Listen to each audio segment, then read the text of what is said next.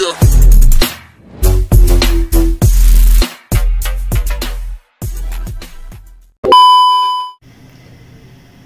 lanjutannya, orang zaman dulu itu kenapa ingin sekali mempunyai kodam harimau? Karena yang pertama, kelebihannya itu kodam ini bisa menjadi sangat besar ya, bisa menjadi sangat besar, bahkan ukurannya pun sangat besar sekali dibanding dengan misalnya rumah 3 tingkat, 4 tingkat, 5 tingkat itu masih kecil. Ini kodam macam ini bisa sangat besar kalau sudah marah. Bisa sangat besar banget, sumpah. Itu kalau misalnya dihadirkan ya, dihadirkan. Nah itu buntutnya aja, kalau misalnya lagi digibas, lagi gerak-gerak itu, anginnya, getarannya itu sangat luar biasa. Itu kalau udah hadir gitu. Itu kalau misalnya dari yang sangat luar biasa ya tingkatannya ya. Kalau dihadirkan seperti itu, nah, itu apa ya disebutnya salah satu kelebihannya. Yang mempunyai kodam harimau dan bisa memanggilnya, yang sudah bisa menguasainya gitu, itu pasti nanti kalian pun mengerti lah. Jadi bukan kata saya atau kata orang lain yang berbicara, kalau kalian nanti bakal mengalami sendiri gitu. Jadi kalian punya penilaian lah, oh bener ya kata si A seperti ini, oh bener ya kata si B seperti ini gitu. Nanti kalian kalau panjang umur, kalian sehat, nah insyaallah nanti kalian akan mengalami apa yang saya bicarakan seperti itu. Dan menariknya sedikit saya akan menambahkan di sini, kodam harimau ini siapa sih yang tersohor yang mempunyai kodam harimau, ya, baik harimau kumbang, oreng, yang putih, modas, siapa sih yang paling tersohor? Namanya yang dari Bogor, pasti kalian paham, pasti kalian tahu siapa beliau ya. Siapa sih yang nggak tahu beliau? Sejarahnya beliau sangat luar biasa ya kan. Dari Sabang sampai Merauke pasti mengenal beliau ya, sangat harum namanya, kebijaksanaannya saat jadi raja ya kan. Nah ini kita akan membahas sedikit tentang saya memanggilnya biasa dengan sebutan Eyang Prabu Siliwangi.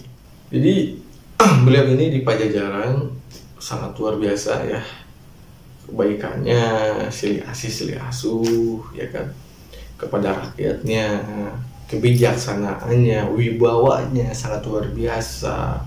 Nah beliau ini mempunyai kodam yang kita kenal, kita tahu. Beliau ini mempunyai kodam harimau putih atau modas. Ya, banyak sekali sejarah yang mengatakan, baik di artikel, majalah, atau di Google, atau dari orang lain, yang mengatakan bahwa di saat mempunyai kodam ini, beliau ini bertarung beberapa hari. Terus di saat bertarung ini, beliau ini serang awalnya, katanya seperti itu. Tapi saya mempunyai versi sendiri. Mempunyai versi sendiri, jalan ceritanya sedikit cerita sejarahnya, dan mempunyai sedikit pemahaman tentang ciri-ciri keturunan murni ya, keturunan aslinya yang Prabu Siliwangi. Itu ada ciri-cirinya, ada beberapa ciri yang saya tahu dari orang yang insya Allah masih keturunannya, insya Allah. Tadi di sini saya akan menambahkan cerita aja ya, cerita awal mulanya yang Prabu Siliwangi kenapa sih bisa mempunyai kodam harimau putih. Nah, di sini kalian simak, yang misalnya kalian paham atau kalian tahu sejarah yang berbeda dengan saya ya, semoga ini jadi pemahaman yang baru untuk kalian. Jadi awalnya itu beliau ini melakukan suatu tirakat ya, bukan sedang berpergian, beliau ini sedang saum. Kalau saum itu bahasa kita ini diartikan puasa ya. Sedang puasa sambil tirakat. Nah, di situ datanglah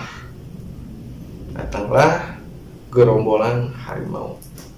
Ya, harimau gaib, bukan harimau buas ya. Di situ beliau tidak mengurusinya, atau beliau ini mengacuhkan mereka ya, diabaikan aja mereka ini gitu. Tapi beliau masih tetap fokus di situ karena di situ di masa itu Pajajaran ini sedang goyang, banyak sekali gangguan-gangguan yang tidak terlihat ya, banyak gangguan yang tidak terlihat, baik itu yang zahir maupun yang tidak terlihat, tapi lebih dominan yang tidak terlihat. Nah, di situ beliau ini mempunyai petunjuk, disuruhlah beliau ke suatu tempat, beliau puasa, tirakat di situ. Nah, di situ kurang lebih hampir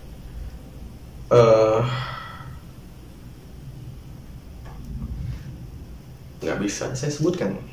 Nah, pokoknya intinya udah hampir lumayan lama lah, nggak bisa saya sebutkan, hampir lumayan lama. Nah, di situ datanglah kurun-kurun harimau dan beliau ini tidak mengurusnya atau melayani mereka tidak, tapi beliau ini tetap mengacukan, tetap fokus dengan apa yang dia lakukan. Dan akhirnya datanglah petunjuk lagi, harus pergi ke suatu tempat mengambil sesuatu. Nah, harus mengambil sesuatu gitu, tapi dengan catatan harus cepat karena barang ini atau sesuatu ini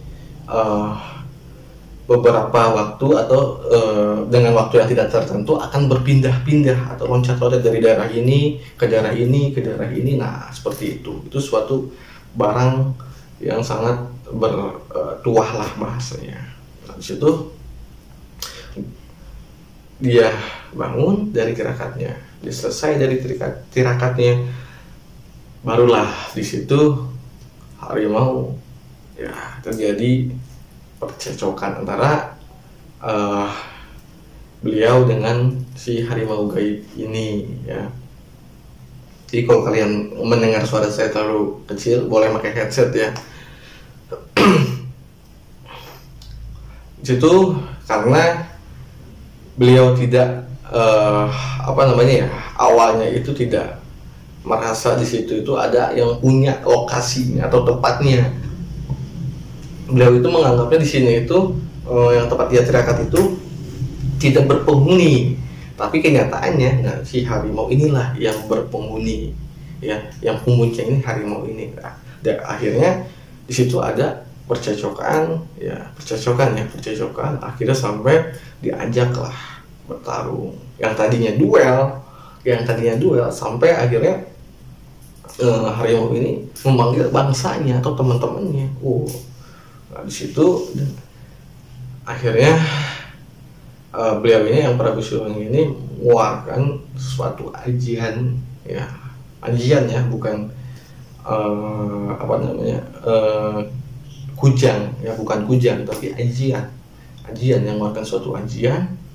Di situ tumbanglah mereka semua ya, tapi dengan catatan tidak memakan waktu sampai seminggu 2 minggu, enggak bertarungnya ya, enggak berlebihan seperti itu, enggak, tapi beberapa waktu saja sampai tumbang. Dan akhirnya si harimau ini Monggoles ini ingin ikut karena sudah bisa menaklukkan dia gitu loh, ingin mengabdi. Dan pada akhirnya di situ yang Prabu Siliwangi pun mengiyakan, memperbolehkan, karena di situ pun beliau ini mempunyai tugas untuk mengambil sesuatu barang di lokasi tersebut dengan catatan dengan cepat. Dan akhirnya beliau menunggangi si harimau tersebut dengan waktu singkat sudah nyampai. Dan akhirnya kerajaan Pajajaran itu yang tadinya goyah, alhamdulillah sampai normal kembali. Nah, itu singkat ceritanya seperti itu yang saya tahu gitu. Dan kujang itu bukan bentuk yang kujang kayak seperti zaman sekarang, nggak begitu aslinya gitu loh. Jadi kujang itu seperti inilah, tingginya kurang lebih, ini misalnya ini gagangnya ini paling segini lah kurang lebih, nggak gini, nggak kayak yang kita lihat, tapi gini modelnya itu seperti lurus kayak pedang, tapi bukan pedang gitu, agak ada lurusnya, ada beloknya, ada lurusnya juga, tapi bukan seperti yang sekarang itu kan belok tuh, tapi segini kurang lebih panjangnya itu seperti ini, sebenarnya ada 2, dan itu bukan johir ya, bukan johir. Jadi bagi orang yang mengaku mempunyai kujang, ini asli kujang Prabu Siliwangi, ini asli saya keturunan yang Prabu Siliwangi, wah ini kujangnya yang saya dapatkan dari makam tertentu atau tempat tertentu, itu salah, itu bohong. Karena yang asli itu sudah tilem, ya, sudah tilem, dan tidak ada johirnya. Kenapa tidak ada johirnya? Kalau ada johirnya atau ada bentuknya yang bisa kita pegang, yang bisa kita lihat, pasti Indonesia ini dari Sabang sampai Merauke mencari atau berebutan untuk mendapatkan pusaka tersebut. Pasti dengan cara apapun saya akan melakukan untuk mendapatkan pusaka tersebut, entah itu saling membunuh misalnya. Pokoknya intinya jadilah kacau, makanya ditilam, ditutup, dipindah gitu ya, dipindah. Jadi bohong untuk kalian yang mempunyai asli kujang tersebut, bohong. Video selanjutnya saya akan membahas ciri-cirinya, ciri-ciri orang asli keturunan yang Prabu Siliwangi. Simak video selanjutnya, jangan lupa di subscribe, di like, dan di share, oke?